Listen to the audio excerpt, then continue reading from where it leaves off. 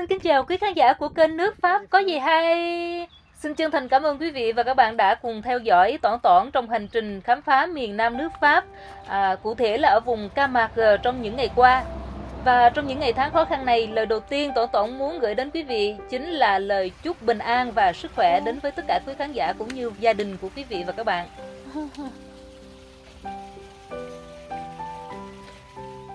Mới đó mà những ngày nghỉ ở Camargue đã đến ngày kết thúc rồi thưa quý vị.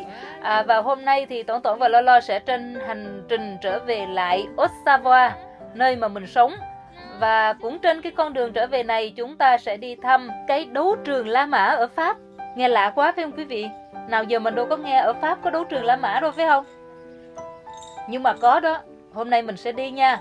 Nhưng mà trước khi đi thì mời cả nhà cùng vào quán uống cà phê nè. Tại vì mới sáng sớm, mấy bữa nay đi chơi quá tụi mình vẫn còn mệt. Cả nhà thấy không, bạn Lo bạn vẫn còn buồn ngủ. Và thấy một cái quán cà phê nó đẹp quá và nó mang cái phong cách rất đặc trưng của miền Nam nắng ấm, nơi có gió và biển. Nó gợi nhớ đến những cái quán cà phê sân vườn của Việt Nam đó. Cho nên hai đứa mình ghé vô đây uống cà phê, nghỉ ngơi một chút xíu, rồi mình sẽ lên đường ha. Bữa nay đi thăm cái đấu trường, mình sẽ có một cái câu chuyện vui liên quan tới cái vấn đề đấu bò tót. Lát nữa lên trên đó rồi mình sẽ kể cho các bạn nghe nha. Chuyện này là bạn Lo bạn hay đem ra để bạn chọc cho mình cười lắm. Nhưng mà cũng có những người không cười, để lát mình kể rồi coi thử có ai cười và ai không cười nha. Nhân đây thì Toản cũng xin gửi lời cảm ơn. Rất là cảm ơn đến quý khán giả đã giải thích cho Toản cái cây hoa màu đỏ, màu hồng, màu trắng đặc trưng của miền Nam đó. Nó là cây hoa trúc đào và nó rất độc, nó cực độc. Thân lá hoa gì của nó cũng độc cả, và kể cả tro của nó, khói của nó cũng độc luôn. Và với một người nặng 50 kg thì nghe nói là chỉ cần có 3 lá là mình sẽ đoàn tụ với ông bà liền thôi. Mà Toản thì không biết cho nên thấy nó đẹp quá, đã sấn sổ lại, may quá vẫn còn nguyên đây để mà làm video cho quý vị coi. Vậy mà tác giả của cái bài Ngọn Trúc Đào ổng cũng viết là mùa thu lá rụng cho mềm chân em mà dẫm lên cây lá đó thì chắc là em cũng toi rồi. Phải không quý vị? Bên cạnh quán cà phê có một cái cửa hàng bán đặc sản của vùng Camargue. Và các bạn thấy người ta có bán muối, rất là nhiều muối bên cạnh những cái thứ đặc sản khác như gạo và hoa lavender, vân vân. Thì mình rất là quan tâm tới muối. Bữa hôm trước á, là chúng ta đã lạc vào một cái cánh đồng muối nước đỏ au đúng không? Mình gọi là miền nước đỏ, nơi hồng hạc bay về. Vậy thì hôm nay chúng ta nhìn thấy ở đây là những cái thành phẩm muối mà người ta đã tạo ra. Gồm có rất nhiều loại muối. Người ta gồm có muối hồng, muối đỏ, muối vàng, muối trắng, muối có ớt nè. Rồi muối người ta trộn với nhiều loại hương liệu, hương vị thiên nhiên. Ví dụ như là quế nè, rồi nó có cái cây ta, mình không biết ở trong Việt Nam gọi là gì ta. Cái cây đó không biết có phải cây hương thảo không nữa. Đấy, rất là nhiều. Và đây những cái hộp muối rất là nhiều, dễ thương. Mình thấy trong nhà hàng người ta có dọn cho mình ăn thì người ta để những cái hộp muối tròn tròn như vậy. Rất là nhiều loại hương vị, mình có thể mình chọn cái loại nào mà mình thấy nó phù hợp với cái khẩu vị của mình. Xong rồi mình về nấu ăn thì mình chỉ cần nêm muối là nó đã có trong đó luôn những cái mùi hương mà mình yêu thích rồi, làm cho món ăn thêm phần hấp dẫn. Giá của nó thì cũng khá đắt. Ví dụ như ở đây, một cái hộp gồm có 4 loại muối với 4 màu khác nhau, 4 hương vị khác nhau, là 5 euro cho 100 gram. Như vậy là nó vào khoảng 130-150 ngàn tiền Việt Nam mình cho 100 gram đó. Mình chọn loại đó. Tại vì nó nhiều khó chọn quá đi, mình đâu thể mình mua hết được. Đây, muối hồng đây. Các bạn thấy không, cái chai chút xíu mà coi như là 6,5 euro. Chứ ít gì. Đủ loại hết, khó chọn ghê lắm. Thành ra là mình chọn một cái hộp hỗn hợp như vậy để về ăn thử cho biết thôi.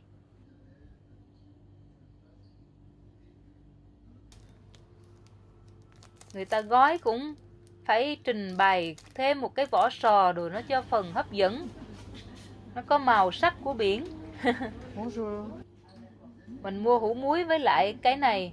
Nó có thể là để lót nồi cũng được, mà để làm thớt cũng được, tùy mình sử dụng Nhưng mà mình mua xong rồi đó, mình về mình kiểm tra lại thì mình thấy cái tấm thớt đó đó là nó hàng Trung Quốc thưa quý vị. Vậy mà nó cũng in hạt rồi nó cũng in ca mạc rồi. Nhưng mà sơ suất không coi là về là hóa ra là coi như là ta ôm hàng Trung Quốc về rồi. Hàng Trung Quốc nó bao vây tứ phía thưa các bạn. Sởn ra một cái là ôm nhầm ngay. Đây là những cái bịch đựng nụ hoa lavender để về bỏ tủ quần áo cho nó thơm. Nhưng mà mình có rồi cho nên cũng không có mua.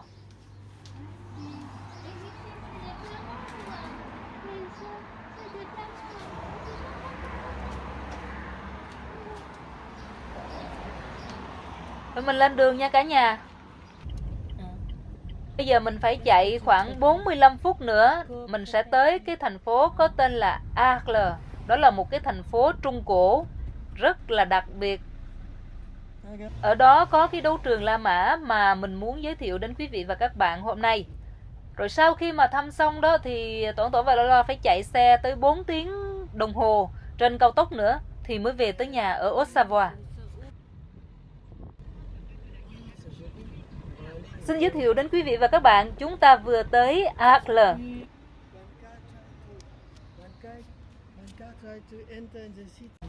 Trời ơi, vừa mới bước vào thành phố đã gặp ngay một vụ tai nạn rồi thưa quý vị. Cái cổng này người ta chỉ dành cho cư dân vào thôi, nó có cái trụ đó. Bình thường cái trụ đó nó sẽ trồi lên, không cho xe cộ đi qua. Chỉ những ai mà sống ở đây có cái mã số thì nó mới làm cho cái trụ đó hạ xuống và chạy xe qua được. Nhưng mà có một người họ vừa đi ngang qua, cái có một xe khác chạy theo. Và thế là lãnh đủ luôn.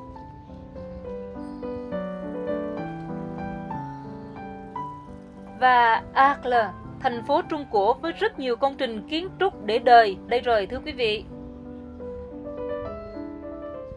Đây là một thành phố có từ thời Trung Cổ. Nó thuộc tỉnh Bouches-du-Rhône, thuộc vùng Camargue, ở miền nam nước Pháp.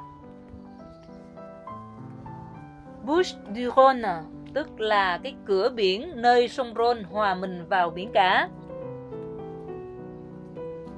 Thành phố này nó đã có hơn 2.500 tuổi rồi thưa quý vị. Và ở đây nó tập trung rất nhiều những công trình kiến trúc cổ tồn tại từ thời đế chế La Mã tới giờ.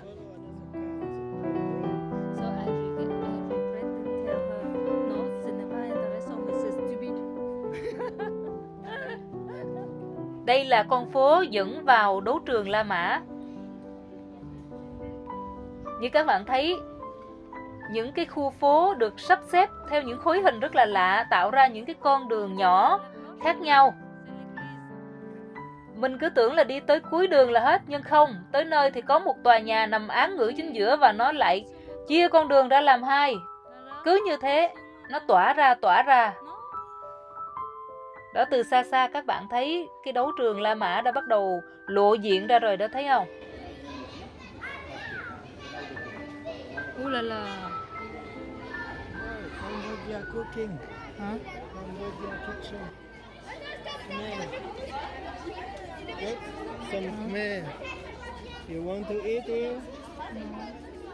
Bạn lo bạn thấy một cái nhà hàng Campuchia Banh mi. và người ta bán toàn là đồ giống như là đồ Việt Nam thôi.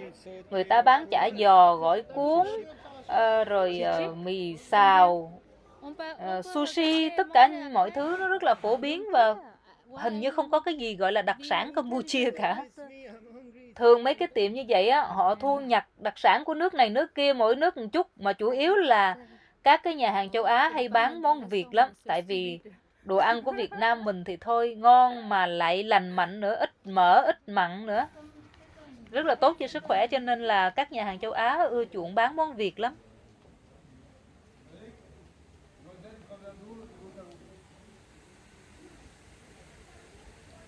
Đây, chúng ta đã tới cái đấu trường La Mã ở Pháp rồi đây thưa quý vị. Thành phố Arles này, nó đã được người Ai Cập xây dựng từ thế kỷ thứ 6 trước công nguyên lận thưa quý vị.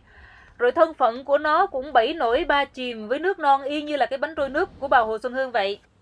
Nó được sang tên đổi chủ không biết bao nhiêu lần, từ rơi vào tay của đế chế La Mã cho đến trở thành phần đất của người Tây Ban Nha, rồi trở thành thuộc địa của người Đức, Rồi mãi cho đến năm 1378 thì hoàng đế Charles IV của đế chế La Mã mới nhượng lại Arles cho người Pháp. Và trong cái đêm trường Trung Cổ, khi mà nó thuộc về đế chế La Mã, thì người La Mã đã cho xây rất nhiều công trình kiến trúc hoành tráng, kiên cố ở đây. Mà trong đó, đấu trường La Mã này và cái nhà hát La Mã nằm kế bên đó đó là những thí dụ điển hình. Và công trình kiến trúc của đấu trường La Mã mà các bạn đang xem được xây dựng vào khoảng năm 70-80 sau công nguyên. Tức là cho đến nay thì nó đã 2.000 năm rồi thưa quý vị. Nó vẫn trơ gan cùng Tuế Nguyệt cho tới tận bây giờ. Mặc dù là chúng ta thấy dấu vết thời gian đã bào mòn trên những thớt đá. Bên trong những vòm cửa đá khổng lồ nhưng đầy duyên dáng này là một cái đấu trường hình oval, và khán đài của nó có sức chứa vào thời đó là 26.000 người. Chúng ta sẽ mua vé để vào tham quan bên trong nhé. Một cái vé có giá đâu khoảng chỉ có 5 euro thôi mà chúng ta vừa tham quan được đấu trường La Mã, vừa tham quan được cái nhà hát La Mã ở bên cạnh. Lát nữa sau khi mà tham quan xong ở bên này thì chúng ta sẽ qua bên kia.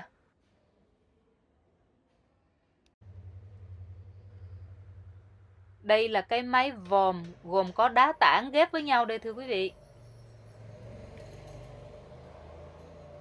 Cái mái vòm này nó che cho cái hành lang bao bên ngoài của cái đấu trường.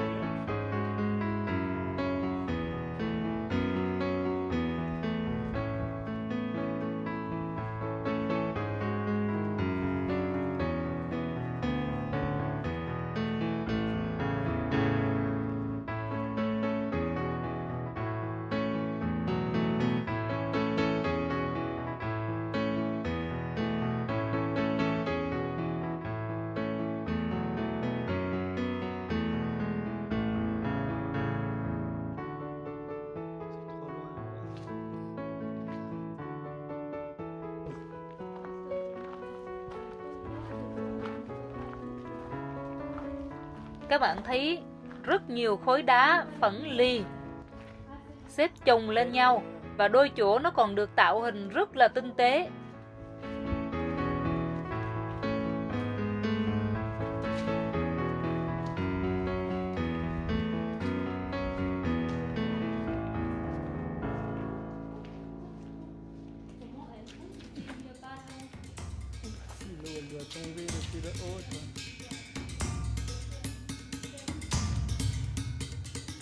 Có những cái chỗ rất là cũ kỹ như thế này. Thực sự mình không biết là người ta xây dựng những cái ô như vậy để làm gì. Và nó có rất nhiều. Bên trong thì nó chẳng dẫn tới đâu cả. Và bên cạnh đó thì nó lại có những cái cầu thang để đi lên cái khán đài.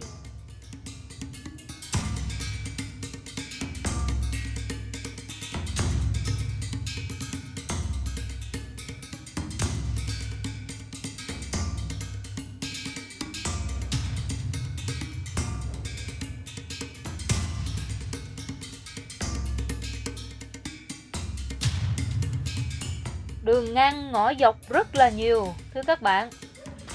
Nhìn thấy ghê ghê.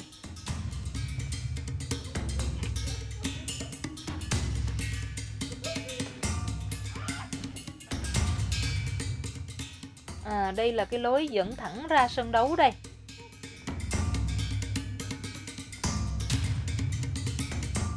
Ngày xưa thì các võ sĩ giác đấu sẽ đấu với những cái con bò tót, hoặc là đấu với những con mãnh thú hoang dã hung dữ sống còn với nhau, hoặc là giữa võ sĩ đấu với võ sĩ.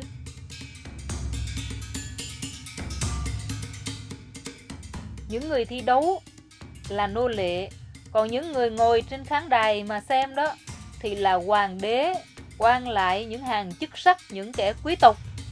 Ngoài hoàng đế ra thì những người càng quyền lực, càng cao quý thì ngồi phía dưới, còn Những ai mà ít quan trọng hơn á thì ngồi hàng ghế phía trên. Trên nữa, cao nữa thì là dân thường và nô lệ.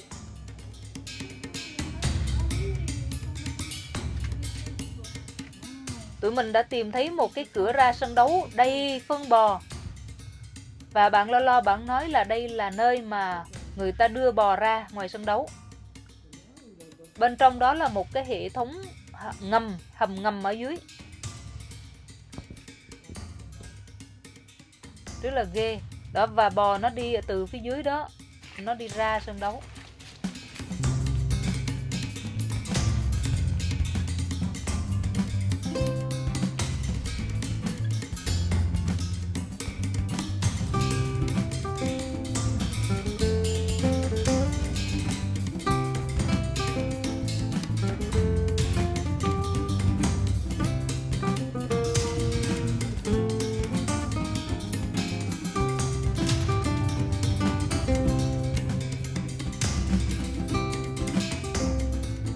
Ở phía mặt tiền của đấu trường có đến 60 cái cửa như thế này, người ta gọi là cái cửa tò vò để dẫn vào trong đấu trường. Và mỗi cửa thì nó rộng chừng 3-4 mét. Với hệ thống cửa dày đặc như thế này thì mọi người có thể đi vào hoặc là đi ra khỏi đấu trường một cách rất dễ dàng, chỉ tốn vài phút thôi từ chỗ ngồi của mình. Đây thưa quý vị, trên khoảng sân đấu này, từ ngàn xưa không biết đã có bao nhiêu trận đấu, bao nhiêu võ sĩ giác đấu và bao nhiêu con mãnh thú đã từng chiến đấu ở trên cái khoảng sân này.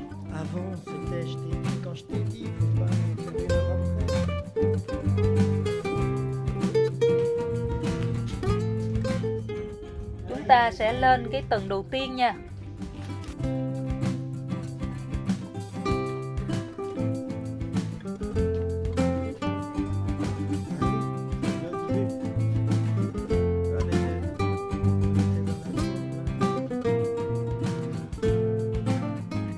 Xưa kia nó chỉ có những cái chỗ ngồi được xây dựng bằng đá phía dưới đó.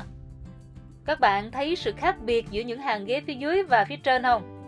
Những hàng phía dưới là nguyên thủy từ trước tới giờ, 2.000 năm nay. Còn những cái hàng phía trên bằng sắt thép là mới được cơi nới. Đó là sản phẩm của xã hội hiện đại bây giờ.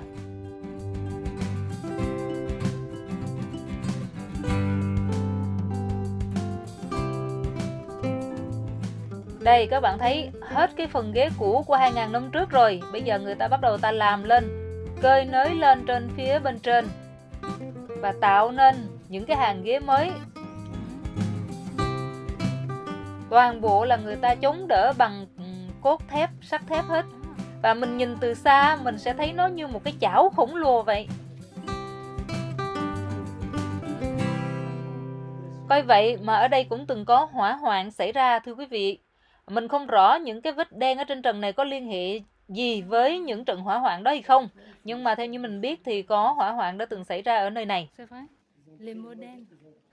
Và theo năm rộng tháng dài á, thì có những đoạn hành lang nó không còn phần mái nữa.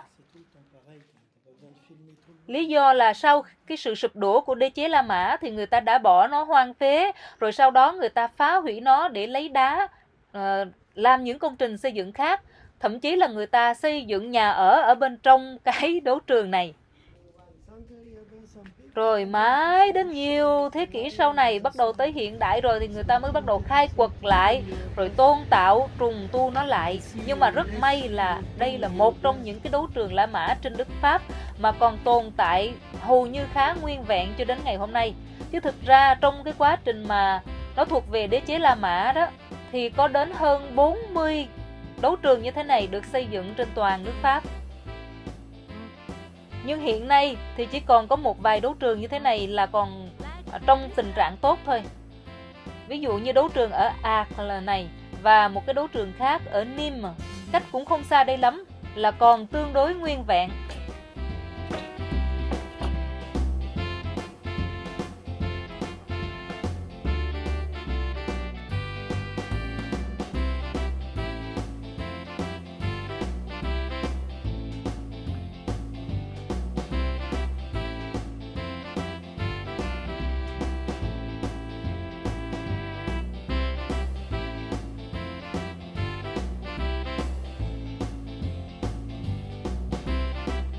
Hồi xưa đó thì khi mà các cái võ sĩ đấu với thú dữ hoặc là đấu với nhau, thì những khán giả ngồi trên khán đài nếu họ thích ai thì họ đưa ngón tay cái lên là like, là thích. Mà nếu họ đưa ngón tay cái chĩa xuống giống như mình bây giờ dislike đó thì là không thích. Và nếu ai mà thua, bất kể thú hay là võ sĩ mà thua thì sẽ bị giết. Mạng của nô lệ lúc nào cũng rẻ và chỉ để mua vui cho cái tầng lớp có quyền lực và có tiền thôi. Từ Á đến Âu, từ Đông tới Tây, chỗ nào cũng vậy cả. Và cho đến tận ngày nay thì cái truyền thống đấu bò tót ở bên Tây Ban Nha người ta vẫn giữ cái truyền thống là giết cái con vật mà bị thua đó. Còn ở vùng Ca Mạc này thì không. Bữa hổm mình đi du thuyền đó thì mình có nghe người ta nói là ở Ca Mạc này là người ta không có hạ sát cái con vật mà bị thua. Từ chỗ ngồi trên cao chúng ta nhìn xuống những cái ô cửa tò vò dẫn vào bên trong đấu trường này các bạn. Và phía bên trên của nó là những cái ô cửa nhìn ra phía thành phố. Từ đây mà nhìn ra cái view thành phố thì rất đẹp luôn thưa quý vị. Hết sức lãng mạn.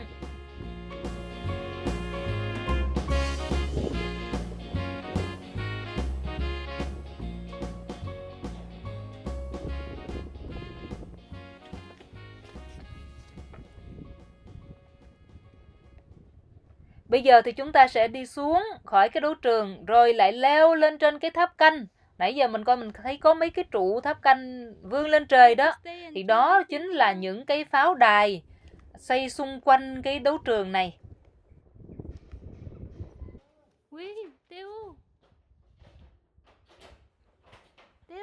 Anh bạn đồng hành của mình đã nhanh chân lên tuốt trên đó rồi.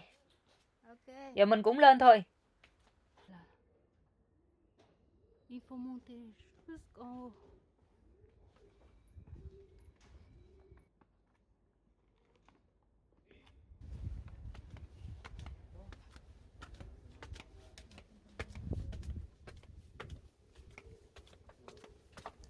Đi lên trên này rồi mình sẽ kể cho các bạn nghe một câu chuyện mà bạn Lo Lo vẫn thường kể với mình về những cái võ sĩ giác đấu nha.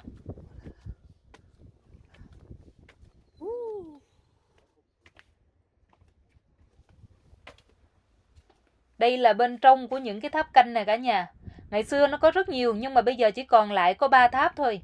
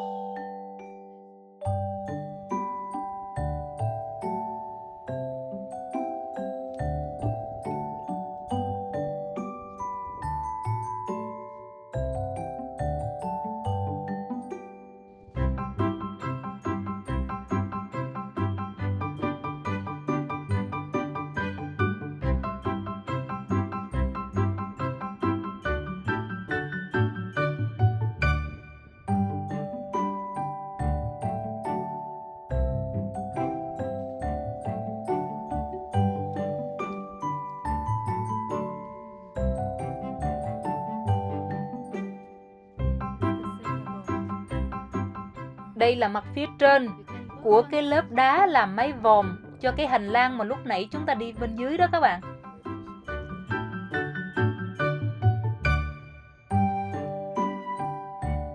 Bây giờ các bạn vừa ngắm cảnh để mình kể cho nghe cái câu chuyện của bạn Lo Lo hay kể cho mình nha. Chuyện là có một cái anh du khách nọ, ảnh đi du lịch ở bên Tây Ban Nha. Và ở đó thì ảnh đã xem những cái trận đấu bò tót và ảnh được biết rằng sau khi mà con bò tót nó bị thua thì nó sẽ bị làm thịt. Xem đấu bò tót xong á thì ảnh mới kiếm chỗ ảnh đi ăn. Và ảnh nghe nói ở đó có một cái nhà hàng rất là nổi tiếng, ở đó có một cái món đặc sản vô cùng đặc biệt và cái món đó mỗi ngày chỉ có 1 đĩa thôi. Rất mắc tiền và chỉ có những ai nhanh chân đặt trước thì mới có để mà thưởng thức. Ảnh liền kêu 1 đĩa nhưng mà người phục vụ nói với ảnh là xin lỗi ông đã chậm chân rồi, tại vì ngày hôm nay đã có người đặt rồi. Và anh nhìn qua thì anh thấy cái ông khách đã đặt cái món đó đang ngồi thưởng thức một cái đĩa trang trí vô cùng đẹp với cái món gì mà nó có hai cái cục hình bầu dục. Bữa ăn của ông khách nọ vừa thấy có vẻ là rất là chắc bụng mà lại còn có vẻ rất là ngon và đẹp, trang trí đẹp nữa, cho nên ảnh nói là nhất quyết tôi đặt nó cho ngày mai. Thế rồi ngày hôm sau ảnh quay lại thì ok, ảnh hoàn toàn chắc chắn là cái món của ngày hôm đó là thuộc về ảnh rồi. Nhưng mà đến khi người phục vụ bàn bưng cái dĩa ra thì ảnh lại ngỡ ngàng, sao ảnh thấy hai cái cục bầu dục của cái ông hôm qua thì nó to quá trời to, mà hai cái cục của ảnh bữa nay nó nhỏ xíu vậy. Nó không to hơn cái lòng đỏ trứng gà, thưa quý vị. Thảm vậy đó chứ.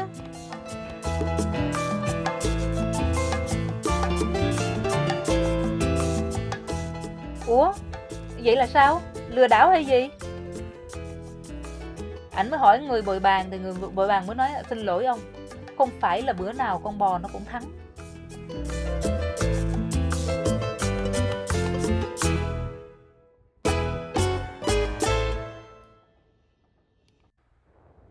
Nghe đến đây thì có một số người đã cười, nhưng bảo đảm sẽ có những người mà 5 đến 10 phút sau họ mới bắt đầu họ cười. Mấy cái người đó thường là mấy cái người sâu sắc quá mức. Hồi xưa mình có một cái cô bạn, cô học rất là giỏi, cô học xuất sắc ở trường đại học, nhưng mà mình kể câu chuyện cười gì cũng 10 phút sau cô mới bắt đầu cô phá lên cô cười. Giờ để coi trong này có ai như vậy không nha.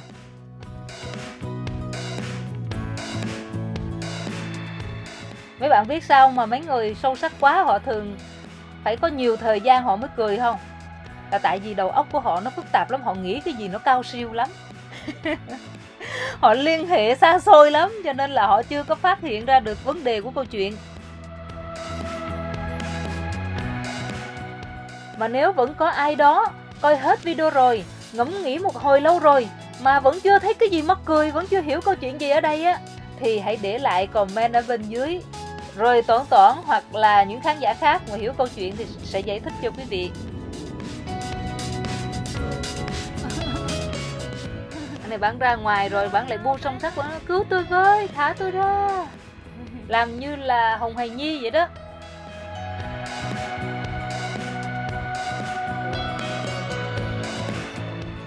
Đây là chương trình thi đấu sẽ diễn ra vào tháng 7 này tại cái đấu trường đó, thưa quý vị. Bây giờ chúng ta sẽ đi ra ăn trưa, trở lại cái nhà hàng Campuchia đó. Mình ăn trưa xong mình sẽ đi qua mình coi cái nhà hát La Mã nằm bên cạnh cái đấu trường này nha quý vị.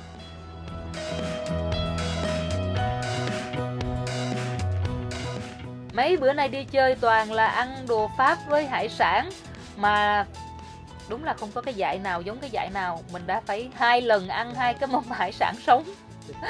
Kinh quá rồi, cho nên bây giờ mình thấy người ta bán những cái món Việt Nam, cho nên là mình chắc chắn không thể bỏ qua được rồi. Ăn cái gì ăn chứ mình vẫn luôn luôn trung thành với món Việt Nam, thưa quý vị.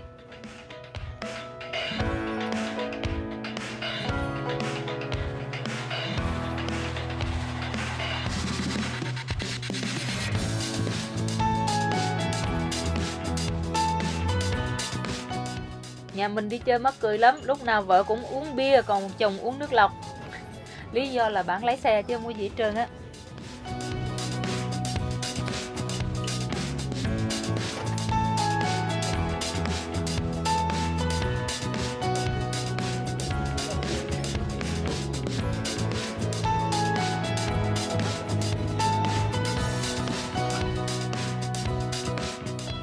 Sushi là món của mình, còn mì xào và chả giò bên kia là món của bạn Lo Lo. Trời ơi, mấy ngày rồi mới được ăn đồ châu Á, nó đã gì đâu á. Bạn Lo Lo bạn cũng ghiền món ăn Việt Nam lắm. Bạn nói anh có thể ăn cả đời không chán. Giờ không biết bạn đã hối hận vì trót dại nói ra câu nói đó hay chưa. Ăn xong rồi giờ tụi mình đi ngang qua cái đấu trường để đi tới cái nhà hát La Mã nằm ở bên cạnh nha. Và thông qua đó thì mình cũng ngắm luôn phố xá của một cái thành phố Trung Cổ ha các bạn.